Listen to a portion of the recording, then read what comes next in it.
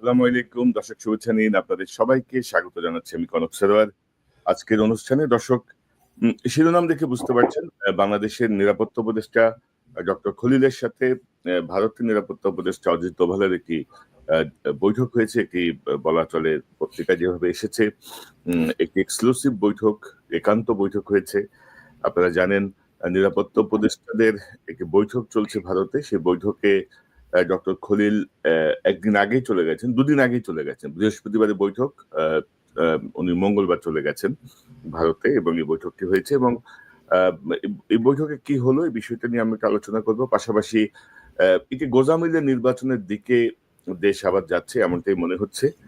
গতকালও নির্বাচন কমিশনের সাথে রাজনৈতিক দলগুলো যে বৈঠক করেছে, সেখানে একদিনের সংসদ ও গণভোটের যে কর্মপরিকল্পনা, সেই কর্মপরিকল্পনা এখনো ঠিক হয়নি। নির্বাচন কমিশন বলছে যে তারা গণভোটের যে আইনটা হওয়ার কথা সেটি এখনো তারা পায়নি, যার জন্য তারা বসে আছে। তো সব মিলিয়ে আজকের আলোচনা। আমার সঙ্গে যোগ দিচ্ছেন আপনাদের অত্যন্ত প্রিয় মুখ, প্রিয় মানুষ, মেজর সুমন আহমেদ। সুমন ভাই, আপনাকে স্বাগত জানাচ্ছি আজকের আলোচনায়। আসসালামু আলাইকুম।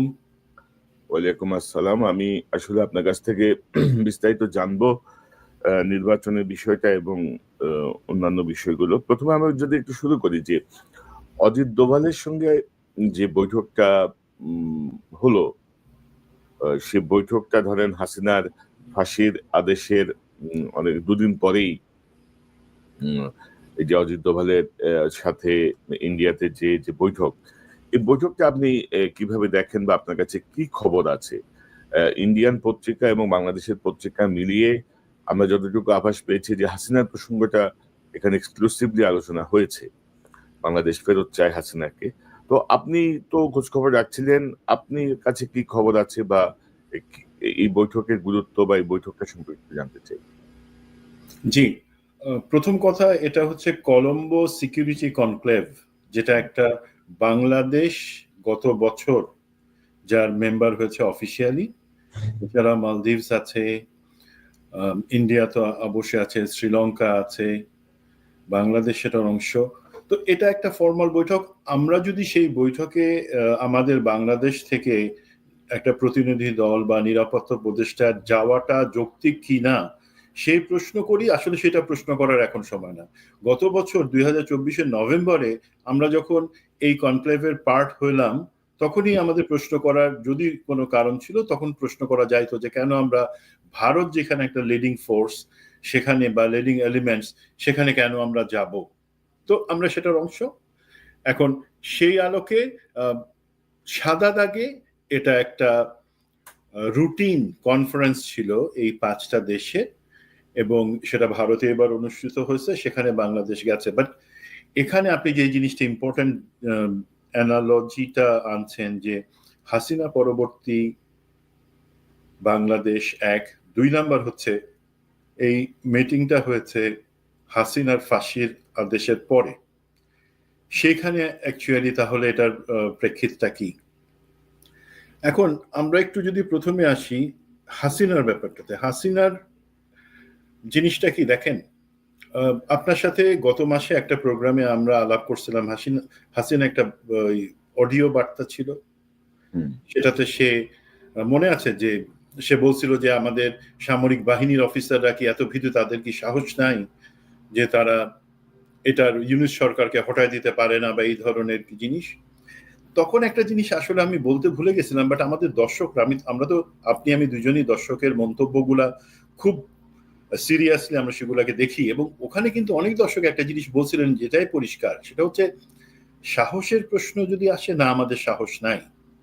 হাসিনার বাবা মুজিব যেভাবে সাহসের সাথে 1971 সালের 25শে মার্চে পাকিস্তানে ব্যাগ গুছায় চলে গিয়ে সেখানে পাকিস্তানে ভুট্টো এবং ইয়াহিয়ার মেহমান হিসাবে সাহস দেখায় দেশের স্বাধীনতা সংগ্রাম করছিলেন, এবং আমাদের এই 24-এর 5ই আগস্টে হাসিনা এবং তার সাথে আওয়ামী লীগের লোকজন যেভাবে সাহসের সাথে হেলিকপ্টারে করে বর্ডার ক্রস করে ভারতে চলে গিয়ে তাদের সাহস দেখাইছেন, সেই সাহস আমাদের নাই, যদি সাহসের সেটা মাপকাঠি হয়। সুতরাং হাসিনা বা আওয়ামী লীগ কি, সেই তাদের সাহস কতটুকু, তাদের এই পরিস্থিতিতে আন্দোলন করবার ক্ষমতা কতটুকু, সেটা ক্লিয়ার হয়ে গেছে। দেন আমরা আসি যে হাসিনার যে শাস্তি, যেটা আদালত রায় ঘোষণা করলো আইসিটির, সেটার পরে দেখেন, আপনি যদি 2014 সালে মাওলানা দেলোয়ার হোসেন সাঈদীর ফাঁসির যে আদেশটা হইল, তারপরের প্রেক্ষিতটা আর এখনকার হাসিনা, তখন বাংলাদেশের 64 জেলার মধ্যে অলমোস্ট 38টা জেলা অচল হয়ে গেছিল এই অন্যায় রায়ের প্রতিবাদে। 144 জন শাহাদাত বরণ করছিলেন মাওলানা দেলোয়ার হোসেন সাঈদীকে যেই অন্যায়ভাবে ফাঁসির মিথ্যা একটা রায় আদেশ দেওয়া হয়েছিল তার প্রতিবাদে। আর এখানে আমরা এই নভেম্বরের 17 তারিখে হাসিনার আদেশ হলো, তারপর কয়জন মরছে, কয় জায়গায় বিক্ষোভ হয়েছে, অচল হয়ে গেছে, কিছুই হয় নাই কিন্তু। So this is something very important. সেটা শুধু আমি আপনি না, বা বাংলাদেশের জনগণ না, ভারতও কিন্তু সেই জিনিসটা নিবিড়ভাবে পর্যবেক্ষণ করতেছে, এবং তারা, আমার বিশ্বাস, রিয়েলাইজ করতে পারছে যে হাসিনা বাংলাদেশের জনগণে তারা যেভাবে বা হাসিনাকেই শুধুমাত্র সাপোর্ট করে গেছে, সেই জায়গায় আর কোনো কিছু আগাবে না। হাসিনা এখন বাংলাদেশের ক্ষেত্রে কোনো ফ্যাক্টর না, আওয়ামী লীগ কোনো ফ্যাক্টর না। এই পরিস্থিতিতে যখন এই ইনভিটেশনটা আসে এই কলম্বো সিকিউরিটি কনক্লেভে যোগদানের জন্য, মোটামুটি আমরা সবাই ধরে নিয়েছিলাম, এবং আমার সাথে সংশ্লিষ্ট যেই মন্ত্রণালয় বা যারা ডেলিগেশন, তাদের সাথে যে কথা হয়েছে, তারা বলছিলেন যে ওনারা সিরিয়াসলি চিন্তা করতেছেন না ওখানে জয়েন করবার জন্য।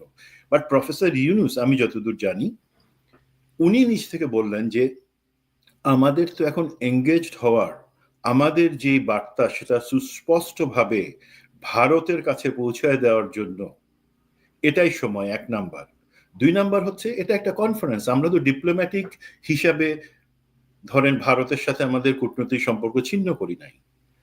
ভারতের সাথে আমার আপনার যেই জায়গাটা অবস্থান, সেটা বাংলাদেশের সবাই, যে আমরা প্রতিবেশী হিসেবে থাকবো সম্মানের সাথে, সমতার ভিত্তিতে। তুমি আমার জন্য থ্রেট পোস্ট করবা, সাহস করবা না, আমিও তোমার জন্য কোনো সমস্যা তৈরি করব না। এই বার্তাটা যেহেতু আছে, সেখানে তখন সিদ্ধান্ত হয় যে ঠিক আছে, ডক্টর খলিলুর রহমানের নেতৃত্বে জয়েন করবে।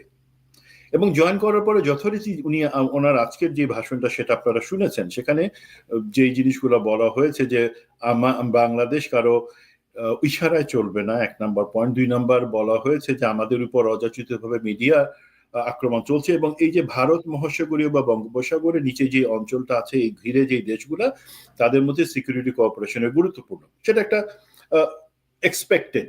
এর বাদে যেটা হয়েছে, যেটা নিয়ে পাবলিক কিউরিসিটি এবং কনসার্ন, হ্যাঁ, ভারতের এনএসএ অজিত দোভালের সাথে আমাদের এনএসএ ডক্টর খলিলুর রহমানের একটা সাইডলাইন বৈঠক হয়েছে। এটা সত্যি, এটা অস্বীকার করবার কিছু নাই। এবং ওনারা যাবার আগে আমার সাথে যতটুকু কথা হয়েছে, সে থেকে আমি একটা ধারণা পাচ্ছিলাম যে ওনারা আসলে একটা টাফ স্ট্যান্স নেবেন, যেহেতু ওনারা সম্ভবত একটা প্রেস ব্রিফ করে ওনাদের অবস্থানটা এবং কি হচ্ছে সেটা পরিষ্কার করবেন। বাট আমি যতটুকু ধারণা করতে পারি সেটা হচ্ছে হাসিনা পরবর্তী বাংলাদেশ কি, সেই জিনিসটা আমাদের পক্ষ থেকে পরিষ্কারভাবে বলে দেওয়া হয়েছে যে হাসিনাকে তোমরা প্রত্যাবর্তন করো, এক্সট্রাডিশন ট্রিটি যেটা আছে সে অনুযায়ী, সেটা এক্সপেক্টেড। যদি না করো, সেজন্য আমরা তোমাদের কাছে কান্নাকাটি করবো না। বাট লুজার হবা ভারত, তোমরাই লুজার হবা। সেটা হচ্ছে কি, আমাদের সাথে তোমাদের যে অমীমাংসিত জিনিস আছে, সেখানে আমাদের তোমাদের কাছে চাওয়ার তেমন কিছু নাই। আমরা এখন নিজেদের মতে চলতে পারবো ইনশাল্লাহ। তুমি যদি চাও সেই অমীমাংসিত জিনিসগুলো সমাধানের জন্য, দেন তোমাকেই হিসাব করতে হবে যে তুমি কাকে ছাড়বা, কাকে ধরবা। এবং আপনার একটা প্রোগ্রাম 2 দিন আগে, যেটাতে আপনি বলেছেন যে ভারত সম্ভবত সমঝোতার দিকে আগাচ্ছে এই জায়গাটাতে, সেটা কারেক্ট। অ্যাকচুয়ালি আপনার অ্যাসেসমেন্ট যেটা ছিল, সেটা আমি বলবো more or less very much correct. কারণ কি, আমি যেটা শুনেছি সেটা হচ্ছে ভারতের দিক থেকে কিন্তু তাদের সুরটা অত্যন্ত নরম ছিল, এবং হুমকির বদলে তারা জানতে চাইছিল যে ঠিক আছে, আমরা যদি সম্পর্ক উন্নয়ন করতে চাই, মনে রাখেন ভারত যে ট্রানজিট হাসিনার কাছ থেকে বিনা পয়সায় পাইছিল, যেই একটা ইকোনমিক জোন পাইছিল, বিদ্যুৎ, জ্বালানি, প্রতি ক্ষেত্রে তাদের যেই ব্যবসা ছিল, সেই জিনিসগুলো কিন্তু বর্তমান সরকার স্থগিত করে রাখছেন। তো সেই পয়েন্টে তারা জানতে যাচ্ছিল সেগুলো আগানোর জন্য আমাদের দিক থেকে আর কি আছে। তা আমাদের পক্ষ থেকে সম্ভবত বলা হচ্ছে যে আমরা চাই সমতা, এবং তোমরা এই যাদেরকে আশ্রয় দিয়ে রাখছো এইভাবে জিনিসটা চিন্তা করো যে আমরা সিকিউরিটি থ্রেটের ব্যাপারে আলাপ করছি, ন্যাশনাল সিকিউরিটি অ্যাডভাইজারদের মিটিংয়ে। আমাদের বাংলাদেশের জন্য সিকিউরিটি থ্রেট কি? হাসিনা ওইখানে বসে মুখ খুললে পরে যে বক্তব্য রাখতেছে, তার লোকদের দিয়ে যে আমাদের মধ্যে অশান্তি তৈরির চেষ্টা করতেছে, সেটা কি তোমরা মনে করো না যে আমাদের জন্য সিকিউরিটি থ্রেট? তো সেই জিনিসে ভারত, আমি যতদূর বিশ্বাস করি এবং আশা রাখি, ভারত আস্তে আস্তে অ্যাকচুয়ালি এই যেই পালাই গেছে যে বীর সৈনিকরা পতিত হাসিনার সাথে সাথে আওয়ামী লীগের, তাদের বেশ কিছুকে আস্তে আস্তে পুশব্যাক করে বাংলাদেশে পাঠায় দিবে, এটা আমরা আশা করতে পারি। এবং পুরা জিনিসটা, এবং আমি আশা করি না যে হাসিনার এক্সট্রাডিশনটা এই সরকারের আমলে হবে, পরবর্তীতে নির্বাচিত সরকার আসলে হবে। বাট আমাকে যদি কোনো ভাই আপনি পার্সোনালি জিজ্ঞাসা করেন, Hasina is a dead horse now. ওর ব্যাপারটা নিয়ে আমরা, ও শুধু ওর না, বাকি সবার বিচারটা আমরা নিশ্চিত করতে চাই। বাট একই সাথে কিন্তু হাসিনা হইলে আমাদের চলবে, ও না আসলে চলবে না, এমন কোনো জিনিস হওয়া উচিত না। হাসিনাকে আমি তো পার্সোনালি চাই না যে হাসিনার কবর বাংলাদেশের মাটিতে হোক। এই মাটি অনেক পবিত্র। এইখানে হাসিনার মতন ফ্যাসিস্ট, হাসিনার মতন খুনি, সেটা আজকে খুনি বলতে কোনো অসুবিধা নেই, আদালতে প্রমাণিত, তার কবর বাংলাদেশের মাটিতে হবে। তার বদলে তুই ভারতে পচা জিনিস পচা জায়গা গিয়ে মর, আমার কোনো আপত্তি নাই। কিন্তু যদি ভারত সেটা নিয়ে গোয়ার্তুমি করতে চায়, দে উইল বি লুজার, এবং আমাদের হাতে স্টিল বার্গেনিং টুলগুলো থাকবে। তো সেই প্রেক্ষিতে আমি মনে করব নিরাপত্তা সংশ্লিষ্ট কনক্লেভে বাংলাদেশে সংযুক্ত হওয়াটা সরকারের সিদ্ধান্ত, পরবর্তী সরকার সেটা ডিসিশন নিবে এবং সম্ভবত সেখানে যুক্তই থাকবে। বাট সাইডলাইনে যে বৈঠকটা হয়েছে, আমি ধরেন আপনার প্রোগ্রামে ডক্টর খলিলের অনেক কাজের অনেক সমালোচনা করছি, বাট এই পয়েন্টটাতে আমি যেহেতু মোটামুটি নিশ্চিত এই লাইনেই আলাপগুলো হয়েছে, আমি আশা করব আপনারা যেভাবে জিনিসটাতে শক্ত অবস্থানে আছেন সেটাই বজায় রাখেন। তাহলে পরবর্তী নির্বাচিত সরকার আসলে পরে তারা কিন্তু সেইখান থেকে আবার শুরু করতে পারবে, রিভার্স হওয়ার সুযোগ তাদের খুব কম থাকবে। তো আমি আমি আপনার লিখিতের সঙ্গে একমত। ধরেন আমাদের তো আসলে মানে আমরা তো আসলে কারো পক্ষে বা বিপক্ষে না। যখন যেখানে আগে থেকে মনে হয় যে একটা চাপ সৃষ্টি করে রাখা প্রয়োজন বৃহত্তর স্বার্থে, মানে যারা আলোচনায় যাচ্ছেন, কাজে যাচ্ছেন, তারা যেন প্রপার লাইনে থাকেন, এই জন্য তাদেরকে লাইনে রাখার জন্য মাঝে মধ্যে কিছু চাপ সৃষ্টি করতে হয়, কিছু কাজের সমালোচনা করতে হয়। এটা বলতে হয় যে আমাদের যে একটা, আমরা যে খুব গভীর দৃষ্টিতে পর্যবেক্ষণে রেখেছি সবকিছু, এই বিষয়গুলো সামনে না আনলে হয় কি অনেক কিছুই হয় না, মানে অনেকেই অনেক রকম অ্যাক্ট করার চেষ্টা করেন। তো সেই জায়গাটায় ভালো, এবং আমি মনে করি যে ভারত যদি বোঝে তাহলে তারা এটা বুঝবে যে পলিটিক্যাল গভর্নমেন্টের চেয়ে এই গভর্নমেন্টের সাথে যদি একটা নেগোশিয়েট করে তারা যদি তাদের কিছু স্বার্থ উদ্ধার করে নিতে পারে হাসিনার বিনিময়ে, তাহলে বেটার। নাইলে পলিটিক্যাল গভর্নমেন্ট যদি আসে তাহলে তারা সেটা পাবে না। মানে এখন আর বড় কথা হলো এখানে তো লুকাছাপা কিছু হইতেছে না। আমি এটাও অ্যাপ্রিসিয়েট করি যে লুকায় কেউ দিল্লিতে গিয়ে দেখা করলো, অথবা এখানে এসে লুকায় দেখা করলো। আমাদের বর্ডারে যেমন লালমনিরহাটে কারো কোথাও যাওয়া এবং সেখানে লুকায় কেউ কারোর সাথে দেখা করছে কিনা গত 2-3 মাস আগে, সেটা নিয়ে কিন্তু বড় একটা গুঞ্জন আছে। লুকায় কিছু হবে না, যা করেন জনগণের কাছে পরিষ্কারভাবে করেন, জনগণকে জানতে দেন, জনগণের সমর্থন আপনারা পাবেন। মূল বিষয়টা কি, মূল বিষয়টা হচ্ছে ভাই, ভারতকে তো আমরা পাল্টাইতে পারবো না, মানে আমাদের প্রতিবেশী তো আমরা চেঞ্জ করতে পারবো না যে না আমরা এখন ভারতের পাশে থাকবো না, আমরা এখন আমেরিকার পাশে চলে যাব, আমরা এখন সৌদি আরবের পাশে চলে যাব, আমাদের প্রতিবেশী হবে, সেটা তো সম্ভব না। সো যতটুকু সম্ভব, অর্থাৎ যে কথাটা যে আপনি আমার অভ্যন্তরীণ বিষয় নাক গলাবেন না, মাতবরি করবেন না, আপনি দাদাগিরি করবেন না, আপনি মানে প্রতিবেশীর মতো থাকেন। হাসিনার যেই সুবিধা দিছে আপনাদেরকে ওইটা শেষ, ওই চ্যাপ্টার ওভার, শেষ, ওইটা বুঝতে হবে। তো আমি মনে করি যে আবার ধরেন আপনি দেখেছেন যে আমাদের ফরেন অ্যাডভাইজার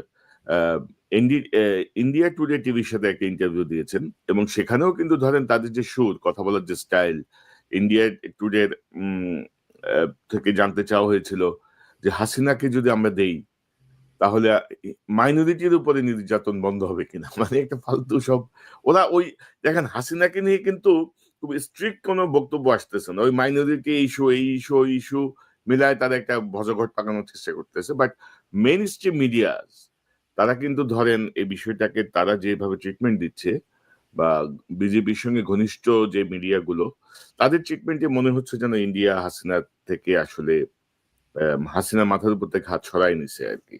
এটা মনে হচ্ছে। আপনার মন্তব্যটা শুনে আমরা অন্য প্রসঙ্গে যাব। এখানে আমি মিস্টার তৌহিদকে ধন্যবাদ দিতে চাই যে উনি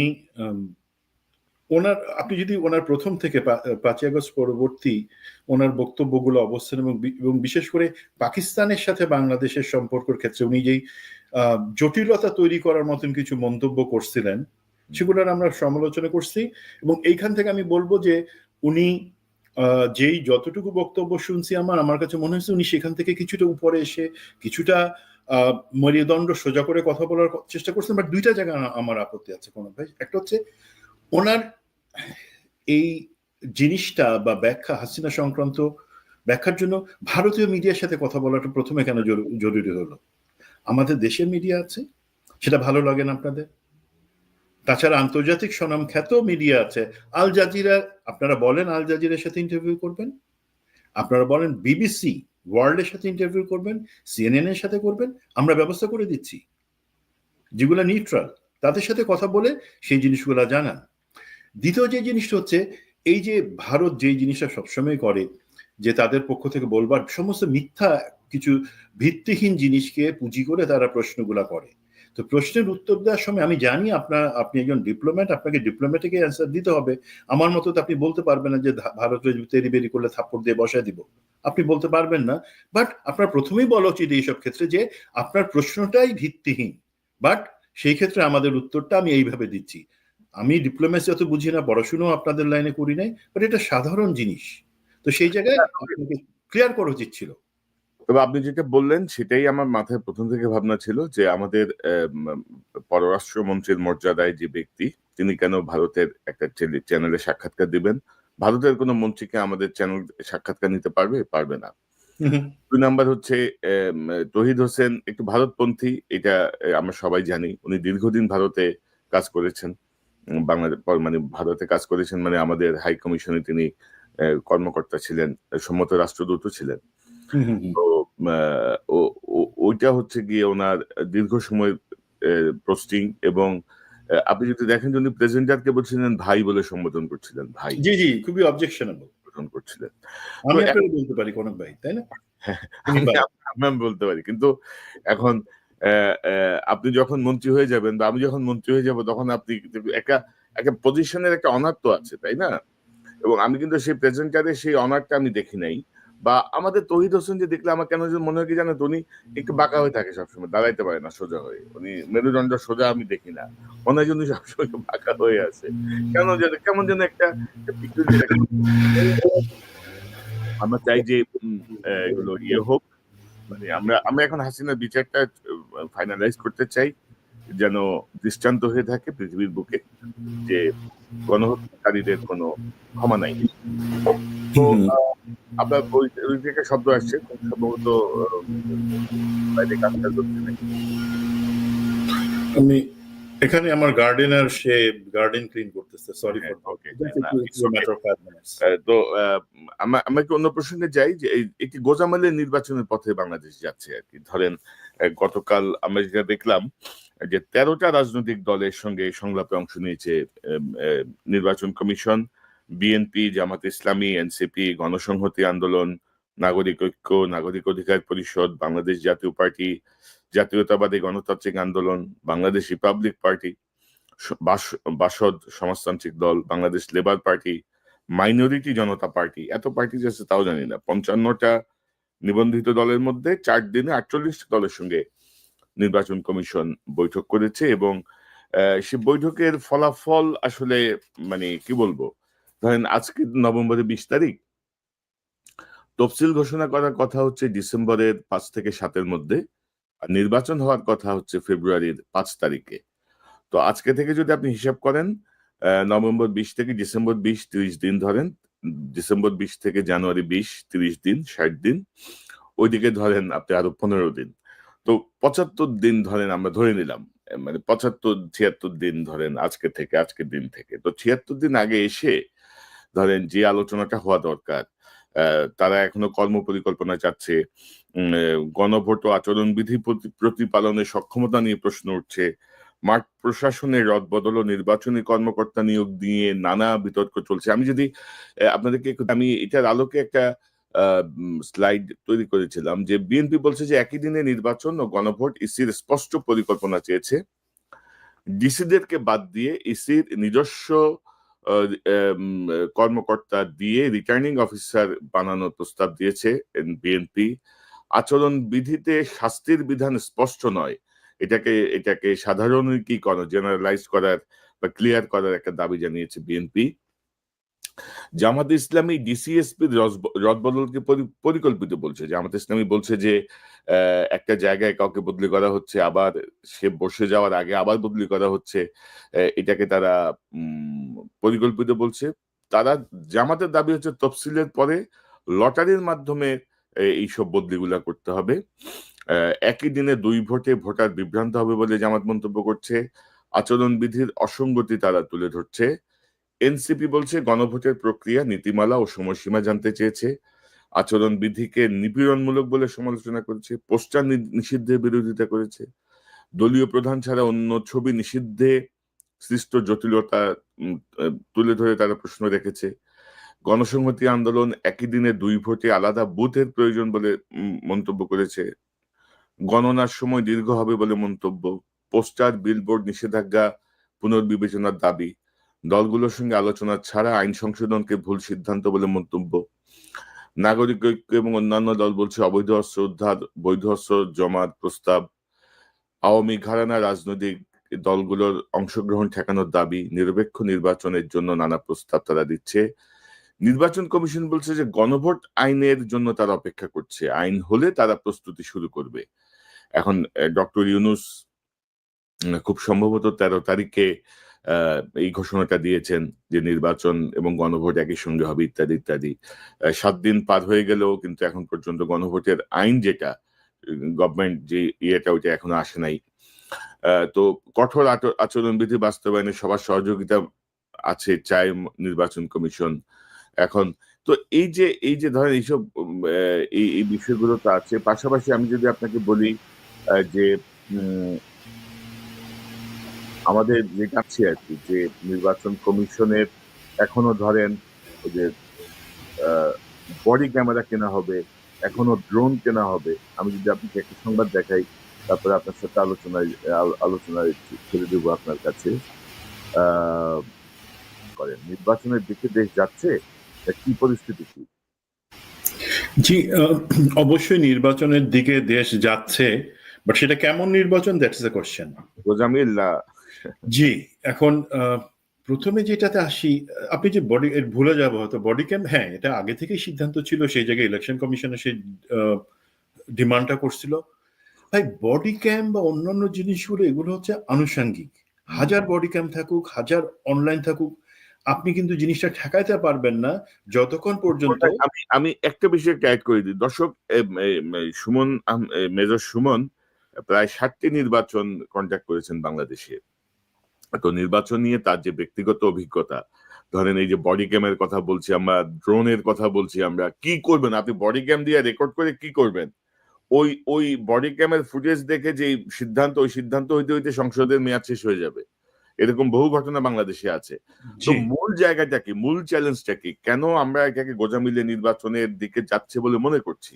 আপনার একটা বিশ্লেষণ সব মিলায় যদি একটু বলেন, এদের দাবি এবং সবকিছু মিলিয়ে। জি জি, তো যেটা বলছিলাম যে আনুষঙ্গিক জিনিস সেগুলো থাকবে, অবশ্যই এগুলো হলে ভালো হয়, বাট আসল যে জিনিস কোনটা, আসল জিনিসটা হচ্ছে নির্বাচনের যারা স্টেক হোল্ডার্স, এক হচ্ছে রাজনৈতিক দলগুলা, 2 নাম্বার সরকার, 3 নাম্বার হচ্ছে ইলেকশন কমিশন, 4 নাম্বার যেটাকে আমরা সবসময় ইগনোর করি সেটা হচ্ছে জনগণ। সেই জায়গায় কি আমরা এক জায়গায় আসতে পারি? আমার একটা রিকোয়েস্ট কিন্তু এটা বলবার আগে যে পিনাকি দা, ইলিয়াস, আপনি, আমার মনে হয় আপনাদের এডিটোরিয়াল পলিসিতে নেক্সট 3 মাসের জন্য একটু চেঞ্জ আনা দরকার। হাসিনা ওকে, আওয়ামী লীগ ওকে, মানে তার এখন পচা সম্মুখ, হ্যাঁ পা কাটবার ভয় আছে, একটু সাবধান থাকবো। বাট আমাদের এই যে ভবিষ্যৎ বাংলাদেশ আমরা যে গড়তে চাচ্ছি, সেই ক্ষেত্রে আমাদের কোন কোন জিনিসগুলোর ব্যাপারে মতৈক্য দরকার। ঐকমত্য কমিশন তো ফেল করে গেছে, টাকা খাওয়া ছাড়া আর কোনো কিছু তারা করতে পারে নাই। এখন দেখেন, রাজনৈতিক দলগুলো যখন একটা ঐক্যমত্যের জায়গায় আসবে যে না ঠিক আছে, একটাই জুলাই সনদের আগেই যে জিনিসটা অ্যাকচুয়ালি ডিক্লারেশনটা আসা উচিত ছিল, declaration of rights and freedom, যেটা অ্যাকচুয়ালি অনেক সভ্য দেশ তাদের স্বাধীনতার পরে প্রথমেই করছে, এক পাতার 2 লাইনের জিনিস। সেটা হচ্ছে এই পরিস্থিতিতে ফ্যাসিজম পরবর্তী বাংলাদেশে ন্যায় বিচার, অর্থনৈতিক পুনরুদ্ধার এবং গণতন্ত্রের স্বার্থে আমরা সমস্ত রাজনৈতিক দল আগামী 1টা বা 2টা নির্বাচন যেভাবে তারা মনে করে যে কোনো হানাহানি বা নির্বাচন কেন্দ্রিক কোনো মারামারি বিশৃঙ্খলা হবে না, সেটার প্রমিস করছি। যখন এই ঐক্যমত্যে আসে জিনিসটা, আপনারা বললেন পলিটিক্যাল পার্টি তো তাদের কথা রাখে না, নো, তাদেরকে এটা দেশের জনগণের কাছে নিজেদেরকে যে না নিজেরা তার মানে আন্তরিক সেটা প্রমাণের জন্য এই একটা ডিক্লারেশনে সাইন করা জরুরি। এখনো সময় আছে। ভালো হয়েছে ঐক্যমত কমিশন চলে গেছে, পালায় গেছে, কোথায় গেছে আমি জানি না, বাট এখন আমরা যারা আছি বৃহৎ রাজনৈতিক দলগুলোকে সেটা নিতে হবে। 2 নাম্বার, আপনারা এবং আমরা জনগণ, আমরা রাজনৈতিক দলগুলোর কাছে যখন বলবো যে ঠিক আছে তোমরা 5টা ব্যাপার তোমাদের নির্বাচনী যেটা আমরা বলি ম্যানিফেস্টো, ঘোষণা, যেটা অঙ্গীকার, সেই জায়গায় অন্তর্ভুক্ত করবা কি করবা না সেই চ্যালেঞ্জ তাদের করতে পারি। যদি তোমরা অন্তর্ভুক্ত করো তোমরা ভোটের কনসিডারেশন আসবে, যদি না করো তোমরা ভোটের কনসিডারেশন বাদ। 1 নাম্বার, যে গুম খুন এবং জুলাই অভ্যুত্থান যা আছে সেগুলা সেই সময় যে হত্যা সেগুলার বিচারটাকে সম্পূর্ণ করবার অঙ্গীকার, যে সেগুলো আমরা সম্পূর্ণ করব। 2 নম্বর হচ্ছে যে দুর্নীতি হয়েছে সেই দুর্নীতি বাজদের বিচার আমরা কমপ্লিট করব, তাদেরকে আমরা কেউ সাথে রাখবো না, নির্বাচনে তাদের থেকে কোনো অনুদান টাকা কোনো কিছু নিব না, এবং আমরা ক্ষমতা আসলে তাদের সঠিক বিচার করব। 3 নম্বর হচ্ছে আমাদের যেই যেটাকে আমরা বলি সংস্কার, একটা বিচার বিভাগ, প্রশাসন, শিক্ষা ব্যবস্থা সংস্কারটা জরুরি। ধরেন কিভাবে হাসিনা এই গত 15 বছরে আমাদের শিক্ষা ব্যবস্থাকে নোজ ডাইভ করাইছে, পুরা একদম গাত্তার মধ্যে ফেলে দিছে। কি ওই লটারি সিস্টেম করে রাখছে, ভর্তির ক্ষেত্রে বাচ্চারা লটারি সিস্টেমে। ভাই তাহলে আপনারা বিসিএস, প্রশাসন, আপনাদের নির্বাচন কমিশন, সরকার লটারি করেন না কেন? 10 জনের নাম দেন, কনক লটারিতে চলে আসলে কনক উপদেষ্টা হবে। সেভাবে তো হচ্ছে না ভাই, একটা তারা নিয়ম মেনে চলতেছে। সেই জায়গাটাতে সেই সংস্কারগুলা তারা করবে, সেটার অঙ্গীকার তাদেরকে করতে হবে। তো এই যে অঙ্গীকারের জায়গা, সেটা যদি তারা একসাথে করে তখন কিন্তু জনগণ বেছে নেওয়ার সুযোগ পাবে, তখন মারামারি হানাহানি সেই জিনিসগুলো হবে না। এখন আমরা যদি আসি ওইখানে প্রস্তুতির ব্যাপারে, প্রথমে আসেন যে হ্যাঁ সরকার বলছে যে একটা নির্বাচন করবে, এবং আমি মনে করি আমাদের পুলিশ প্রশাসনের একটা ঘোষণা আপনি নিশ্চয়ই দেখছেন, যে পুলিশ প্রশাসন বলেছে যে 2018 এবং 2024 সালের ভোটারবিহীন অথবা দিনের ভোট রাতের নির্বাচনে সংশ্লিষ্ট যে পুলিশের কর্মকর্তা ছিলেন তাদেরকে তারা সাইডলাইন করে রাখবে, প্রত্যক্ষভাবে এই নির্বাচনে অংশগ্রহণের তাদের সুযোগ থাকবে না। That's a good decision. But আমরা অন্য কোনো আমাদের জনপ্রশাসন অথবা বিভিন্ন বাহিনী থেকে এই ধরনের কোনো অঙ্গীকার পাই নাই। জনপ্রশাসন আমার বিশ্বাস আছে সেটা তারা নিশ্চিত করবেন। আর বাহিনী, ধরেন সেনাবাহিনী বা যারা আছে সেখান থেকে অ্যাকচুয়ালি সেটার জন্য যে রিফর্মস দরকার, আমার মনে হয় না প্রফেসর ইউনূস সেটা চিন্তা করেন বা সেই রাস্তায় আগাচ্ছেন। উনি সেনাবাহিনীর বর্তমান লিডারশিপের সাথে একটা সহ অবস্থান রেখে আগাতে চাচ্ছেন, এবং উনি আশা করছেন, উইশফুল থিঙ্কিং, সেটা হচ্ছে যে না ওই ধরনের কর্মকর্তাকে রাখা হবে না। এখন জিনিসটা দেখেন ভাই, দিনের ভোট রাতে কিভাবে হয়েছে সেটা আমার দেশ মাহমুদুর রহমান ভাই একটা জেনারেলাইজ করে একটা জিনিস দিচ্ছেন, বাট এগুলো আমরা জানি, এবং এই জিনিসগুলো কিন্তু আমরা নির্বাচন কমিশনের কাছে সুস্পষ্টভাবে নাম সহ দিছিলাম, যে কিভাবে ডিজিএফআই থেকে তখন বিভিন্ন মাঠ পর্যায় পর্যন্ত, সেটা পুলিশ প্রশাসন, জনপ্রশাসন, সেনাবাহিনী, প্রতি জায়গায় জিনিসটা বন্দোবস্ত করা হয়েছিল। স্কিমটা কি ছিল, কারা কারা জড়িত ছিল। নির্বাচন কমিশন সাহস করতেছে না, আমি স্পষ্ট বলে দিলাম। নির্বাচন কমিশন, আমরা অনেক কষ্ট করে একটা লিস্ট তৈরি এবং ঘটনা বর্ণনা সহ দিয়েছিলাম, আমাদেরকে তারা যথেষ্ট সম্মান দিয়েছেন কথা শুনবার জন্য, এবং সম্মানের সাথে বলছেন তারা এটা এক্সিকিউট করতে পারবেন না, যে এই ধরনের কর্মকর্তাকে বাইরে রাখা তাদের হয়তো সাহস নাই। ভাই আপনাদের সাহস নাই, তারপর আপনারা আশা করতেছেন ভালো একটা নির্বাচন করবেন। একটা এক্সাম্পল দিই ভাই, ধরেন সবকিছু ঠিকঠাক আছে, এখানে কোনো জালিয়াতি রিগিং বা দিনের ভোট রাতে হবে না, আপনার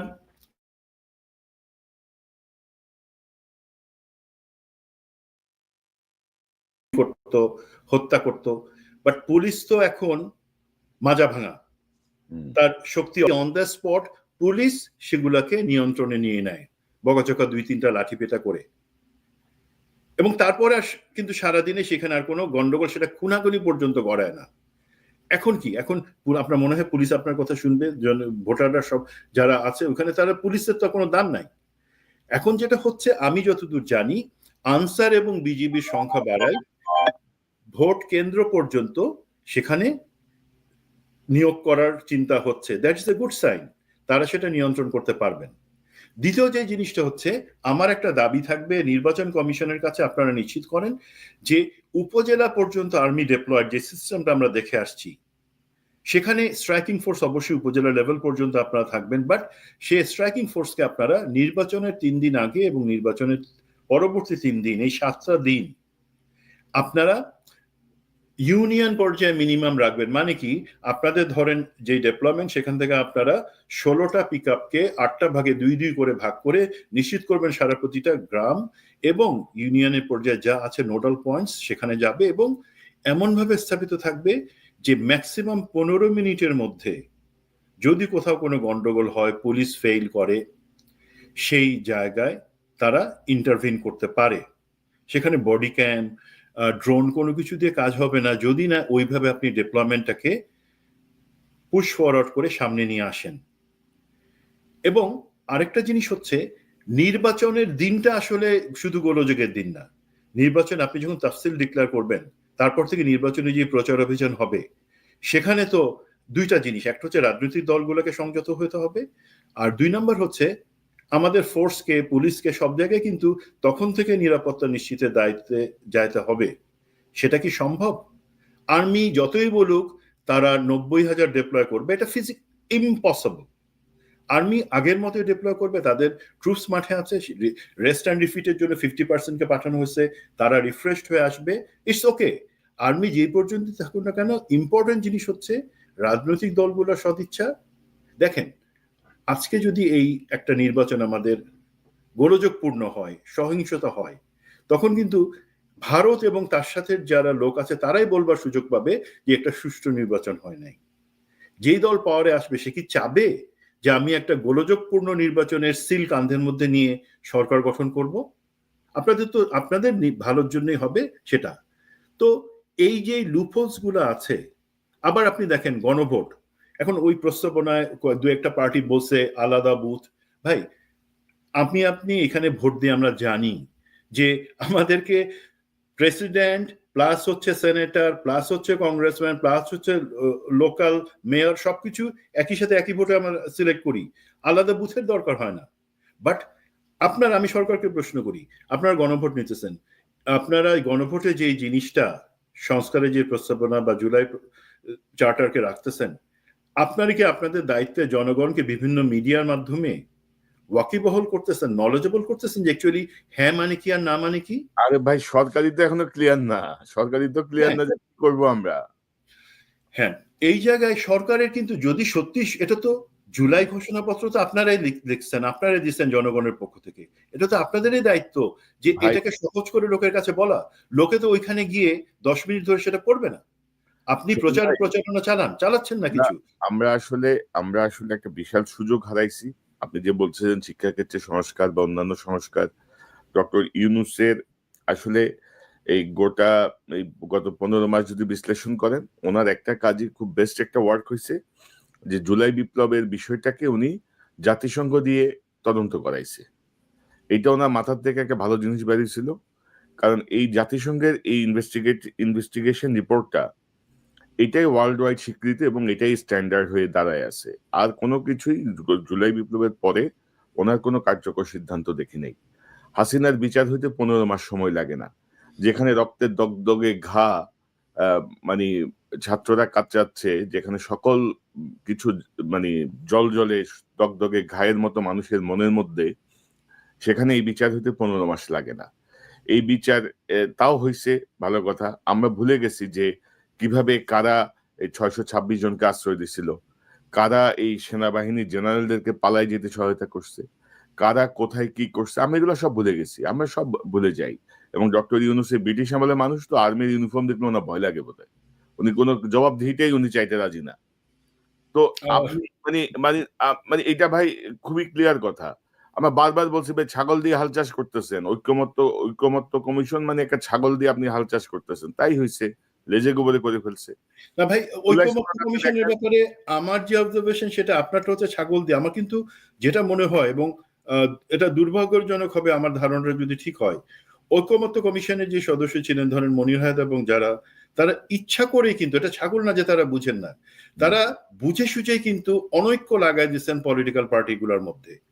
যাতে আমাদের কি ভাই, এখন আমাদের উচিত ওকে হাসিনা চলে গেছে, আওয়ামী লীগ যাতে আর কখনো না আসতে পারে, দেশে ফ্যাসিজম কায়েম না হয়, সেই ব্যাপারে একমত হই। পরে বাকিগুলা বছরের পর বছর সেই জিনিসগুলা পলিটিক্যাল কালচারেই সেগুলো অ্যাডজাস্ট হয়ে আসবে। তারা তো সেইটা না করে অন্য জায়গায় হাত দিচ্ছেন। না অবশ্যই, ওইটা তো অবশ্যই। প্লাস ধরেন এই যে ডক্টর ইউনূসকে ঘাস খায়, উনি বুঝে না যে পলিটিক্যাল গভর্নমেন্ট আসলে বিডিআর হত্যাকাণ্ডের বিচারে কি অবস্থা, বিডিআর কমিশন যে করে রাখছেন, কোনো সাদা শব্দ আছে ওইটা? এই যে গুমখুন কমিশন আপনি করে রাখছেন, ওইটার আপডেট কি? জাতিকে জানাইতে হবে না? এদের মেয়াদও তো শেষের দিকে, মানে যে মেয়াদে তাদেরকে দায়িত্ব দেওয়া হয়েছে ওই মেয়াদও শেষের দিকে। তো আপনাদেরকে আমরা ফাইজলামি করার জন্য বসাইছি ভাই, সহজ বাংলা কথা।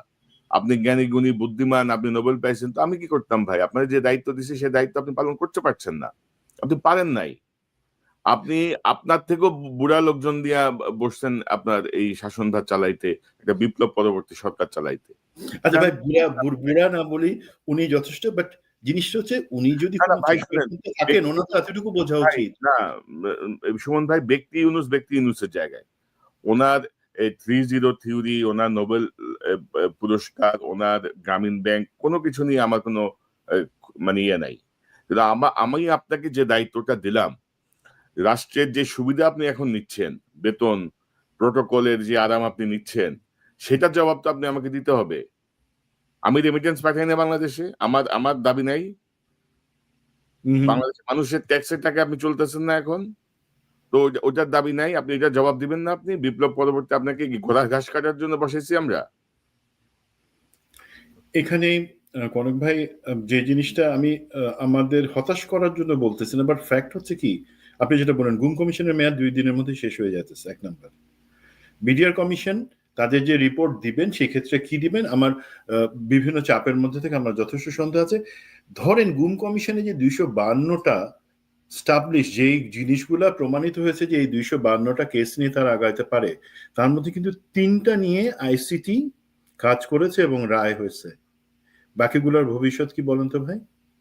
কোনো ভবিষ্যৎ নাই। মানে এটা কি আমি জেনারেল আজমি বা আমি কর্নেল এখানে আছি, কর্নেল হাসিনুর আছি, সেই প্রায়োরিটিতে জিনিসগুলো করা হচ্ছে, বা পলিটিক্যাল বা পার্টি বেসিসে জিনিসগুলো করা হচ্ছে? বাকি যে 249টা কেস আছে যেগুলো প্রমাণিত প্রাথমিক তদন্তে, যেটার এগেন্সে সাক্ষী হিসাবে, তারা কি মানুষ না? তারা কি মানুষ হিসেবে শাহাদাত বরণ করে নাই? তাদের বিচারটা কে করবে? আজকে এই গুম কমিশন যখন তাদের কার্যক্রম বন্ধ হয়ে যাবে, তারা নিজের বাড়িতে চলে যাবেন। তারা বলতে পারেন যে না, সরকার আমাদের মেয়াদ বাড়ায় নাই। সরকার মেয়াদ বাড়ায় কেন বাড়ায় নাই সেটা সরকারের কাছে জিজ্ঞাসা করেন। আমি আজকে সরকার এবং গুম কমিশন দুজনের কাছে বলছি, সরকার আপনি কেন বাড়াবেন না বা কেন নিশ্চিত করবেন না যে এই 252টার ব্যাপারে সুরাহা হোক? আর গুম কমিশন, আপনারা যদি চলেই যান, আপনারা কি নিশ্চিত করছেন যে সেগুলোর কাগজপত্র আপনারা আইসিটির কাছে হ্যান্ড ওভার করে যাচ্ছেন? এবং আইসিটি যতদিন থাকে, এটা তো চলমান প্রক্রিয়া হবে ইনশাল্লাহ, আমি যতটুকু আপনাকে এতটুকু আশ্বস্ত করতে চাই, আইসিটি বা আইসিটি নামে থাকুক কি না থাকুক, এটা ইনশাল্লাহ একটা চলমান প্রক্রিয়া হবে। যেগুলো আছে সেগুলো তারা শেষ করবেই, এটা ভালো জিনিস। বাট গুম কমিশন কি সেগুলো হ্যান্ড ওভার করছে? বিডিআর কমিশন কি তাদের কাগজগুলো যথাযথ কর্তৃপক্ষের কাছে হ্যান্ড ওভার করে দিবে? We don't have time. এই অবস্থায় আপনি যদি মনে করেন যে না, আপনি একটা ইলেকশন দিবেন, সেই ইলেকশনটা একটা ভোট, এক গণভোট এবং জাতীয় নির্বাচন হয়ে গেল, সেখানে দায়িত্ব শেষ, দেন কোন প্রত্যাশায় আমরা আপনাদেরকে সরকারে বসাচ্ছিলাম? ড্রাইভিং সিটে আপনাদেরকে ড্রাইভার হিসেবে বসাচ্ছিলাম কেন? আপনারা আমাদেরকে গন্তব্য নিয়ে যাবেন, আপনারা তবে একই জায়গায় ঘুরতেছেন। মাঝে মাঝে পিছনের দিকে রিভার্স ট্র্যাকে চলে আসেন কেন? মেজর সুমন, আপনি দেখেন যে গুম কমিশনে আগামী 2-3 দিনের মধ্যে আগুন টাগুন লাগে কিনা, সব ছারখার হয়ে যাবে পুরা, কি করবেন আপনি? আগুন তো হ্যাঁ, লাগতেই পারে, তাই না? জি তো মানে গুম কমিশনের মেয়াদ বোধহয় ডিসেম্বর 31 তারিখ পর্যন্ত। এখনো এখনো মাসখানেক সময় আছে ওদের। তো যাই হোক, আমি একটু অন্য প্রসঙ্গে যাই। আমার এখানে লাইটে বোধহয় সমস্যা করতেছে। তো আমি যে প্রসঙ্গটা একটু আ যেতে চাই যে সার্বিকভাবে আপনি বিএনপির রাজনৈতিক প্রস্তুতি কেমন দেখছেন? মানে বিএনপি তো ধরেন একটা বড় দল, সবার আগেই মনোনয়ন ঘোষণা করে দিয়েছে। এখন এটা নিয়ে আবার আরেক ভেজাল চারিদিকে। তো সব মিলে আপনার পর্যবেক্ষণ কি? বিএনপির প্রস্তুতি কেমন? জামাতের প্রস্তুতি কেমন? রাজনৈতিক সমঝোতা বা ঐক্য না হলে কিন্তু নির্বাচন ভালোভাবে হবে না। এটা আমরা কিন্তু সবাই বুঝি। তো সেই সমঝোতা এবং ঐক্য, মানে মিনিমাম ঐক্য, আমি বলতেছি না যে মানে আসন ভাগাভাগির ঐক্য। মানে যেই সমঝোতার জায়গাটায় পৌঁছানো দরকার সেটি কিন্তু এখনো হয় নাই। তো সেই জায়গাটায় নির্বাচন বা সবকিছু মিলে আপনার সংক্ষিপ্ত একটা বক্তব্য নিতে চাই, জাস্ট একটা পর্যবেক্ষণ। দেখেন, বিএনপির কথা যেহেতু বলতেছেন, বিএনপি কিন্তু আমি বিএনপিকে ভোট দেই কি না দিই, আমি বিএনপির রাজনীতি করি না করি, বাংলাদেশের অধিকাংশ মানুষ বিএনপিকে চিনে, বিএনপিকে ভালোবাসে, বিএনপিকে ট্যাগ করে কিন্তু শহীদ প্রেসিডেন্ট জিয়াউর রহমানের কারণে। তিনি যে একজন নেতা ছিলেন বা রাজনৈতিক নেতা শুধু তা না, কিন্তু বাংলাদেশে সত্যিকারভাবে একটা রাষ্ট্র হিসাবে রাষ্ট্র ব্যবস্থা তৈরি করবার জন্য যে পদক্ষেপগুলো নেওয়া দরকার উনি প্রথম নিছেন। 1 নাম্বার, উনি বাংলাদেশে বহুদলীয় গণতন্ত্র ফেরত আনছেন। উনি বাংলাদেশের যে সীমারেখা মানচিত্র, সেটা একজন সুন্দর শিল্পীর হাতে গাঢ় করে পৃথিবীর ম্যাপের মধ্যে উনি বসায় দিছেন। সেই বিএনপিকে কিন্তু আমি চিনি। আনফরচুনেটলি আজকে যখন আমি আপনি বিএনপির কথা বলতে চাই, তখন সেই জায়গায় আমাদের একটু হোঁচট খাইতে হয়। এখন হোঁচটটা কেন খাবো? সেটা কারণ হচ্ছে, আমরা জানি বিএনপি এবং জামাত ২ টা রাজনৈতিক দলকেই টার্গেট করে র কাজ করে, এবং একজন দর্শক একটা প্রশ্ন করছেন যে র এর কাজটা বাংলাদেশে কিভাবে হয় সেটা নিয়ে বলবার জন্য। আমার যদি সুযোগ থাকে কখনো, আমি অন্য আরেকটা প্রোগ্রামে বলবো, বাট এতটুকু জেনে রাখেন, র কোনোদিন কোনো নেম ট্যাগ লাগাই বা রয়ের জামা পরে আমাদের মাঝখানে আপনার আমার পাশে যে আছে, আপনার আমার অফিসের যে কর্তা আছে, আমাদের রাজনৈতিক দলের অনেক নেতা আছে, আমাদের সরকারে অনেক আছে, তাদের মধ্যেই কিন্তু র ঢুকে আছে। তারা হচ্ছে না, তবে আমার একটা অবজারভেশন বলি এখানে রয়ের ব্যাপারে। জি হাসিনা যে উৎখাত হতে যাচ্ছে, এ র এত, আমরা অনেক বড়, বড় কথা বলি না? র টেরও পায় নাই। নেপাল দেখেন, র টেরও পায় নাই।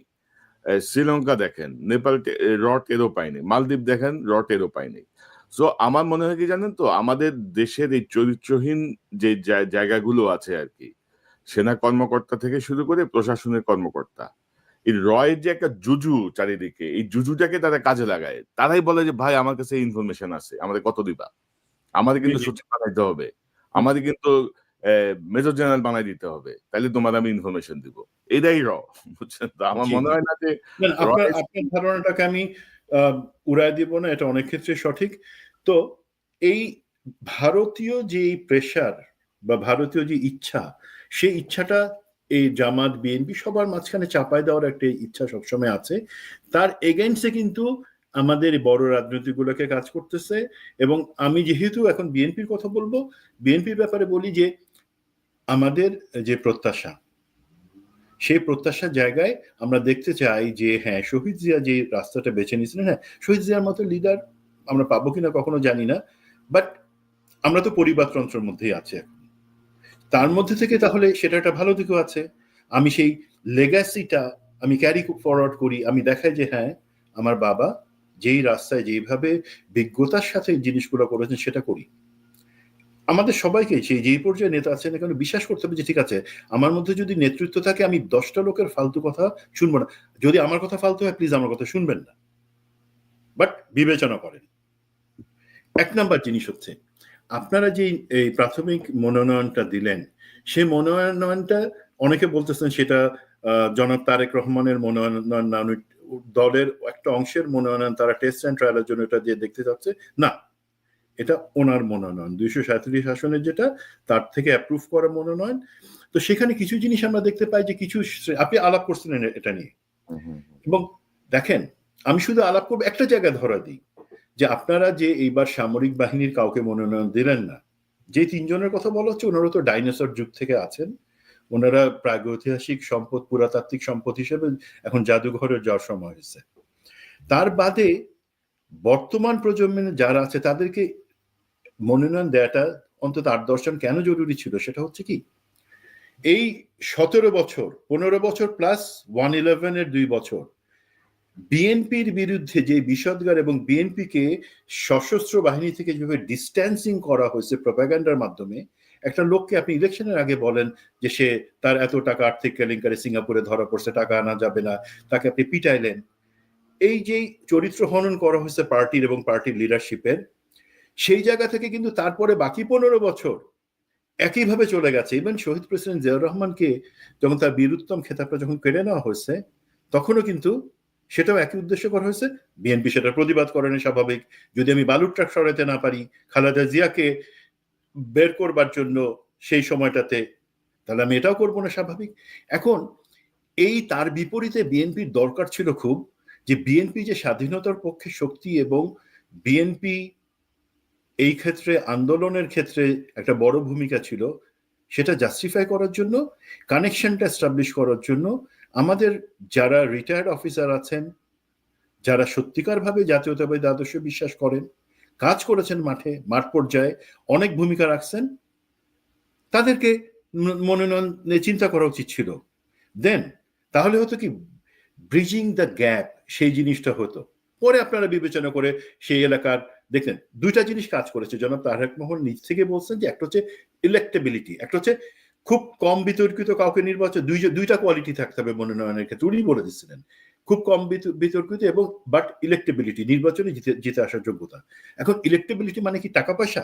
ভাই টাকা পয়সার খেলা আগামী ইলেকশনে ইনশাল্লাহ চলবে না, সেটা জনগণ ব্যবস্থা করবে। টাকা পয়সার খেলার দিন শেষ হয়ে গেছে। সুতরাং ইলেক্টেবিলিটি মানে সে যেই আদর্শে, সেই আদর্শে বিশ্বাস করে কিনা। এখন বাট আপনি আওয়ামী লীগ, বিএনপি, তাদের এই 2008, 2001, 1996, 91 সব ইলেকশনে গেলে একটা জিনিস কমন দেখতে পারবেন, তারা 8-10 জন সেনাবাহিনী বা সামরিক বাহিনীর অবসরপ্রাপ্ত ভালো অফিসারকে মনোনয়ন দেয়। কেন? সেটা কিন্তু একটা কারণ আছে। তারা সবসময় সেই সেনাপ্রধান, তৎকালীন সেনাপ্রধান বা তার কাছাকাছি কোর্সের 1-2জনকে দেয়। দেন জেনারেল অফিসার কমান্ডিং বা জিওসি, যে মেজর জেনারেলস, তাদের ইকুইভ্যালেন্ট রিটায়ার্ড 1-2জনকে দেয়। দেন ব্রিগেডিয়ার জেনারেলস যারা নির্বাচনে তাদের ইউনিট পাঠায়, তাদের কাছাকাছি দেয়। এবং কর্নেল স্টাফ বা যারা নির্বাচনের ছকটা কিভাবে সশস্ত্র বাহিনী নির্বাচন পরিকল্পনা করবে, নিয়ম শৃঙ্খলা সহায়তা করবে, কেন দেয়? যাতে যে কোনো প্রয়োজনে তারা আগাম তথ্য পাইতে পারে যে বিশৃঙ্খলার ব্যাপারে পদক্ষেপগুলো নেওয়ার জন্য, এবং দরকার হলে তারা সেই ক্ষেত্রে ইনস্ট্যান্টলি টপ লেভেল পর্যন্ত যোগাযোগ করে বলতে পারে যে কেন আমার এই আগামীকালকে নির্বাচন আমার এলাকায় কেন এখন এই ধরনের বৈষম্য হচ্ছে। এবং আর্মির আমি যেটা বলবো যে বন্ডেজটা সেটা এত যে সে শুনতে বাধ্য, সে বলবে স্যার ইটস ওকে, আমি ব্যবস্থা নিচ্ছি, কোনো বৈষম্য হবে না। এই যে লেভেল প্লেইং ফিল্ড এনশোর করা, এবং জনগণের একটা বড় অংশ যারা মনে করে আর্মি আমাদের সার্বভৌমত্বের রিপ্রেজেন্টেটিভ, সেই জায়গায় কিন্তু সবসময় প্রতিটা পলিটিক্যাল পার্টি রাখতে চাইছে। এটা কোনো দুষ্টু বুদ্ধি না, এটা হচ্ছে আপনাকে এইভাবেই আগাইতে হবে নিশ্চিত করার জন্য যে নির্বাচনে আপনি ওই জায়গায় সাপোর্টটা পাচ্ছেন। বিএনপি সেটা করে নাই। শুনুন ভাই, ধরেন আপনি যেটি বলছিলেন যে আমি তো নমিনেশন ঘোষণার পরপরই আমি একটা ছোট প্রোগ্রাম করছিলাম, আমি একটা লিঙ্ক দিয়ে দিব ডেসক্রিপশন, দর্শক দেখতে পারেন। এই 237 জনের মধ্যে 12 জন হচ্ছেন এমবিবিএস ডাক্তার, সেনাবাহিনী থেকে আছেন 3 জন, এবং প্রশাসনের কোনো প্রতিনিধিত্ব আমি পাই নাই ওইভাবে, পুলিশের কোনো প্রতিনিধিত্ব আমি ওইভাবে পাই নাই, সাংবাদিকদের কোনো প্রতিনিধিত্ব আমি পাই নাই। মানে অর্থাৎ যে ধরেন যে একটা সমন্বিত যে একটা তালিকা দরকার ছিল, বিএনপি সেটা হয়নি। আর প্রথম কথা হচ্ছে বিএনপি সবার আগে কেন এইভাবে বড় দল সবার আগে যেভাবে মনোনয়ন ঘোষণা করে দিয়েছে, প্রাথমিক মনোনয়ন, সেটাও আমি মনে করি সেটা ওয়াইজ হয় নাই। এবং মনোনয়নের জন্য ধরেন 4-5টা নির্বাচন গেছে, এর মধ্যে 3টা তরিক নির্বাচন, অনেকেই আগ্রহী নমিনেশন পেতে, এবং অনেকেরই স্বপ্ন যে আমি 1 মিনিট তারেক রহমানের সঙ্গে কথা বলবো, 1 মিনিট ম্যাডামের সঙ্গে কথা বলবো, বিএনপি একটা নমিনেশন পেপার কিনবো, একটা মনোনয়ন বোর্ডে যাব, মানে এগুলা কিন্তু উনি লন্ডন থেকেও কিন্তু করতে পারতেন, অনলাইনেও করতে পারতেন। এবং আমি বেশ কয়েকটা আসন নিয়ে মানে মিনিমাম 80টা আসনের ব্যাপারে ইনফরমেশন আছে আমার কাছে। এবং আপনি দেখবেন যে কারো বয়স 90, কারো বয়স 89, কারো বয়স 86, এ থাকার কথা 2-এ এরে দিয়ে রাখছে 3-এ, এ থাকার কথা 3-এ এরে দিয়ে রাখছে 6-এ। অদ্ভুত একটা অবস্থা আর কি। এখন ভাই বয়স কোনো বিষয় না, আমরা সবাই বৃদ্ধ হব, কিন্তু আফটার জুলাই বিপ্লব আপনি 90 বছর 86 বছরের মানুষজনকে যদি আপনি নমিনেশন দেন, ওরা কি এই মাঠের ফোর্সের সঙ্গে কমিউনিকেট করতে পারবে? তারেক রহমান সাহেব ফিরে আসছেন, আমি মনে করি যে ইনি ডিসেম্বরের ফার্স্ট উইকের মধ্যে ফিরবেন। তো ফিরলে 18 বছর আগের বাংলাদেশের যে অবস্থা ছিল, মানে 18 বছরের পরের বাংলাদেশের মানুষের ঢাকা ঢাকা সহ বাংলাদেশের কাঠামোগত পরিবর্তন যেমন হয়েছে, মানুষের মনোজগতেও ব্যাপক পরিবর্তন হয়েছে। 18 বছর আগের প্রযুক্তি আর 18 বছর পরের প্রযুক্তি এক না। তারেক রহমান সাহেব এসে কতটুকু অ্যাডজাস্ট করতে পারবেন, মানে সিচুয়েশনটা অ্যাডজাস্ট করে নির্বাচনের জন্য দলকে কতটুকু স্পিডি ওয়েতে নিতে পারবেন, সেটা এখন দেখার বিষয়। কারণ আমরা মনে করি না যে এই নির্বাচনে কোনো ধরনের অরাজকতা হোক, কোনো ধরনের মানে সিল মারার নির্বাচন হোক, অবৈধ কেন্দ্র দখল করে সেই জায়গাটায়। এবং ইতিমধ্যে ধরেন বিএনপি যে তার ভাবমূর্তি যেভাবে নষ্ট করেছে, সেটি পুনরুদ্ধারের একটা ব্যাপার আছে। কিন্তু আবার ধরেন এখনো গণভোট আগে না নির্বাচন, মানে এগুলা নিয়ে এখনো জটিলতা আছে ভাই, অনেক জটিলতাই আছে। তো সব মিলিয়ে তারেক রহমান সাহেব ফিরে আসুক, তারপর দেখা যাক উনি কি করে, ওনার দল, ওনার ভাবনা। আমাদের তো এত ভাবনা না, আমরা বলতে পারি অবজারভার হিসেবে যে যেই জায়গাগুলো আমাদের মানে চোখে লাগছে বা সমস্যা মনে হচ্ছে, সেই জায়গাগুলো তুলে ধরা। যেন আমরা চাই যে আমাদের রাজনৈতিক দলগুলো যেন শক্তিশালী হয়। রাজনৈতিক দলগুলো শক্তিশালী হলে আমাদের দেশ শক্তিশালী হবে, গণতন্ত্র শক্তিশালী হবে। আর আপনার কি মনে হয় যে জুলাই বিপ্লবের আগে পরে খাসলতে কোনো পরিবর্তন হচ্ছে রাজনৈতিক দলগুলোর? বা কি মনে সেটা হয়? আমি বিশ্বাস করতে চাই যে পরিবর্তন হয়েছে। বাট দেখেন আপনি, বিএনপি এবং জামায়াত দুইটা দলই একজন আরেকজনের বিরুদ্ধে যে বিষোদগারগুলো করে, সেটা তো হওয়ার কথা না। সেটা আমাদের কমন টার্গেট, সেটা তো হওয়ার কথা ফ্যাসিজম। এবং তার সাথে ধরেন ফ্যাসিজমের এখন একটা লেজ রয়ে গেছে জাতীয় পার্টি, সেই লেজটা কেটে দেওয়ার জন্য কি করা দরকার সেটার ব্যাপারে কথা বলুক। দেন যে বাইরের শক্তি যেমন ভারত আমাদের যাতে নির্বাচনকে প্রভাবিত না করতে পারে সে ব্যাপারে ঐক্যমতে এসে সেই ব্যাপারে কথা বলা উচিত। ভাই দিন শেষে এই বিএনপি জামা তারাই তো সাফার করছে বেশি, তাই না? দেশের জনগণ সাফার করছে সেই সাথে। তারা এত তাড়াতাড়ি ভুলে যাচ্ছে কোন মধুর লোভে। ধরেন বিএনপি, আমি জামাতের ব্যাপারে দু একটা কথা বলছি, ইটস ওকে, তারা বলছে আমার সাথে ডিসএগ্রি করছে। সমস্যা হলো ভাই বিএনপি যে দলটাকে আমি অনেক ভালোবাসি, আমি কিছু সাজেশন দিতে চাইলে, আমার পয়েন্ট অফ ভিউ দিতে চাইলে বিভিন্ন জায়গা থেকে চিৎকার উঠে, ঘেয়ে ঘেয়ে উঠে। কেন রে ভাই? This is not the correct attitude. আপনাদেরকে কেউ যদি বলে যে আপনারা এই জায়গাটাতে করলে, আমরা মাঝে মাঝে ভালোবেসেও তো বলতে পারি, শুধু সমালোচনা মানে না যে আপনাকে পচানোর জন্য আমি বলছি তা না। সেই জিনিসগুলার সেই কালচারটা চেঞ্জ হয় নাই। 2 নম্বর হচ্ছে, আমি বলি, আপনি আলাপ করছিলেন এখানে একজন অতিথির সাথে, ব্যারিস্টার রাজ্জাকির সাথে, যে আমাদের সরকারকেও কিন্তু চিন্তা করতে হবে, তাদের লিগাল ভ্যালিডিটিটা নিশ্চিত করে নিতে হবে। একটা ইলেকশন হোল্ড করার জন্য তাদের যে আইনি বৈধতা আছে সেটা নিশ্চিত হয়ে নিতে হবে। এবং নির্বাচন পরবর্তী যে সরকার আসবে তাদের কাছে ওয়াদা নেওয়া যে হ্যাঁ তারা সেই জিনিসটা দেখবে, এবং একই সাথে জুলাই, হ্যাঁ না যাই হোক, জুলাই বিপ্লবকে, জুলাই ঘোষণাকে, সেটাকে আপহোল্ড করতে হবে। সেই জিনিসটার একটা প্রমিস রাখতে হবে। দিন শেষে আমি আপনাকে বলবো, জামাত, একদম আমি আপনাকে বলে দিচ্ছি আর দর্শকদেরকে বলে, জামাত নির্বাচনে আসবে। যেই সিচুয়েশন, যাই অনুকূল প্রতিকূল হোক না কেন, জামাত এই ইলেকশনে আসবে, বিএনপি ইলেকশনে আসবে। সরকার ইলেকশন করার জন্য তৈরি, নির্বাচন কমিশন ইলেকশন করার জন্য বলতেছে তারা তৈরি। একটা জায়গায় শুধু সবাই এই 3-0 সাথে 4-0 চলে আসতেছে, সেটা হচ্ছে এই নির্বাচনটা আমরা কি একটা টোটাল পুরা করবার জন্য নির্বাচন এত তারিখে, আপনি বলছেন 5 তারিখে, আমার জানা মতে 12 তারিখে, ফেব্রুয়ারি 12 তারিখে নির্বাচনটা হবে ইনশাল্লাহ। তো সেটাকে আমরা একটা আইনি বাধ্যবাধকতা তো এখানে কিছু নাই, আমাদের করা দরকার করে দিয়ে চলে যাব সেই কারণে, তা না। এটা তো আমাদের স্বাধীনতার ইতিহাসের পরে সব থেকে গুরুত্বপূর্ণ নির্বাচন, যেখানে ভারত এবং আওয়ামী লীগ কোনো ফ্যাক্টর হওয়া উচিত না।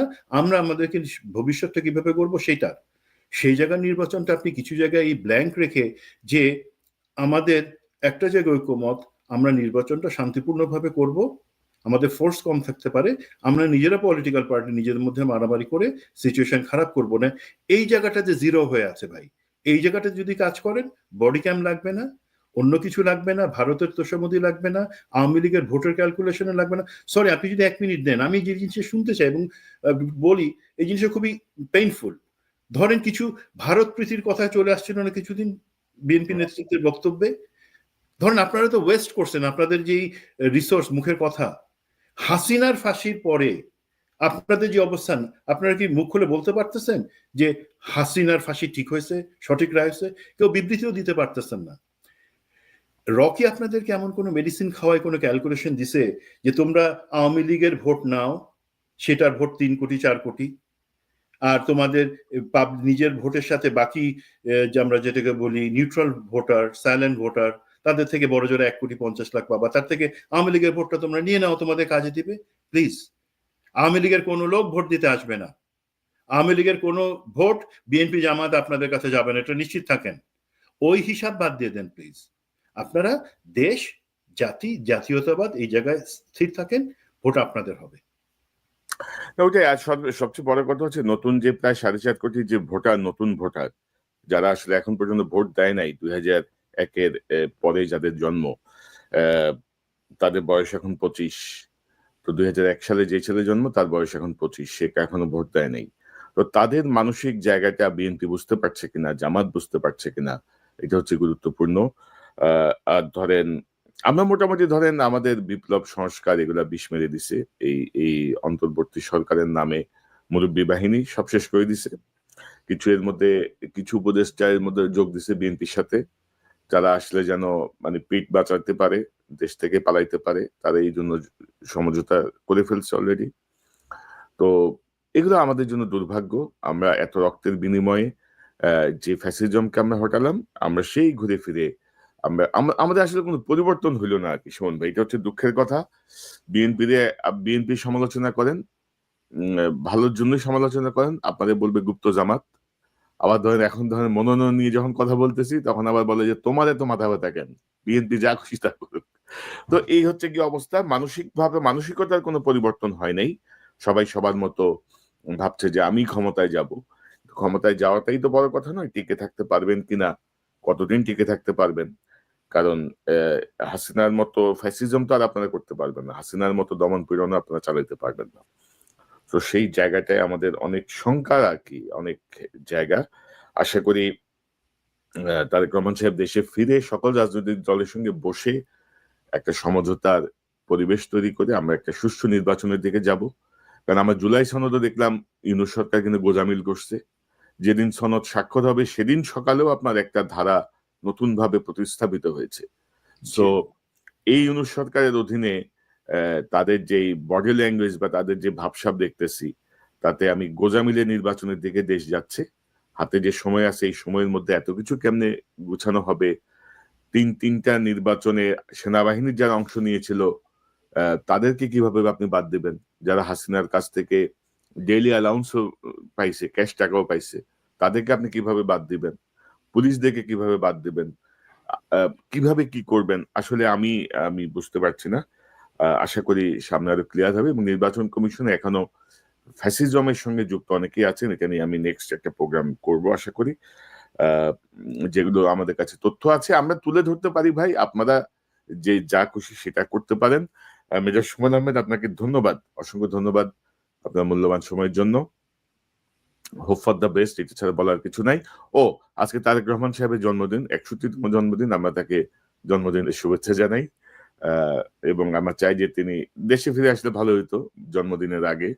এটা আরেকটা উৎসব মুখর পরিবেশে তিনি করতে পারতেন আর কি, নির্বাচনের আগে সবার সাথে মিলে।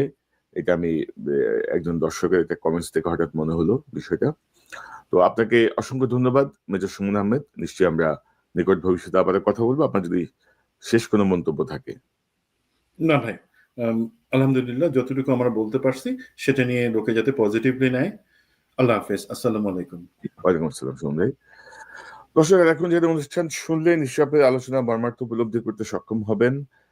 নির্বাচনের খুব বেশি বাকি নাই, এর মধ্যে জটিলতার কোনো সমাধান নাই, জটিলতার জায়গাগুলো চলছেই। এখন পর্যন্ত অনেক কিছুই ঠিক হয়নি, এবং জুলাই পরবর্তী যে সংস্কারের দরকার ছিল সেই সংস্কারের ঘোড়ার ডিমও কিছুই হয়নি। কোনো দিকেই কোনো সংস্কার হয়নি আসলে। মানে বেছে বেছে অযোগ্য গর্ধব গুলাকে দায়িত্ব দেওয়া হয়েছে বিভিন্ন দায়িত্বে, এবং তারা নিজেরা পিঠ বাঁচানোর জন্য, গা বাঁচানোর জন্য তাদের মতো করে কাজ করেছেন, যার কোনো সুফল বাঙালি জাতি পাবে না, বাংলাদেশ পাবে না। এবং সকল কিছুই বিতর্কিত, সকল কিছুর মধ্যেই লেজে গোবরে অবস্থা। হাসিনার একটি রায় হয়েছে 15 মাসে, সেটি আদৌ কি হবে জানি না। ডক্টর খলিল গেছেন, আমি মনে করি যে এটা নিয়ে আর বাংলাদেশের কেউ যেন ইন্ডিয়ায় না যায়, ইন্ডিয়ান লোকজন যেন বাংলাদেশে এসে কথা বলে। ইতিমধ্যে আমাদের জ্বালানি উপদেষ্টা ইন্ডিয়া সফর করেছেন, ডক্টর খলিল গেলেন। আমি মনে করি যে আর কারো যাওয়ার দরকার নেই ইন্ডিয়াকে। এত যা আমরা তো গেছি, তাই না? এখন তোমরা আসো, আলোচনা করো, একটা সমাধানে যাও, দাদাগিরি বন্ধ করো, তাহলে সবকিছু ঠিক হয়ে যাবে। পাশাপাশি এই শেষ সময়ও যদি কিছু করার থাকে ডক্টর ইউনূসের, 15 মাসের টোটাল একটা ফেলিয়ারের পরে সংস্কার বা এইসব জায়গায় যদি কার্যকর যদি কিছু করতে পারেন, আমরা সেই আশা করব। আর না হলে রাজনৈতিক দলের দিকে আমরা তাকায় থাকবো। দল আসলে কতটুকু কি করবে আমাদের সন্দেহ আছে। তারপর আমরা প্রত্যাশা করি যে এই জুলাই বিপ্লবটা যে কারণে হয়েছে, সেই ঘটনার পুনরাবৃত্তি যেন বাংলাদেশে না ঘটে, সেভাবে সকল রাজনৈতিক দল পরিচালিত হবে। আমরা এটি কাঙ্ক্ষিত বাংলাদেশের দিকে এগিয়ে যেতে পারবো। দর্শক, এই চ্যানেলটি সাবস্ক্রাইব করে আমাদের পাশে থাকুন, এই চ্যানেলের মেম্বারশিপ নিয়ে আমাদের পাশে থাকুন। আবারও দেখা হবে ইনশাল্লাহ। আসসালামু আলাইকুম।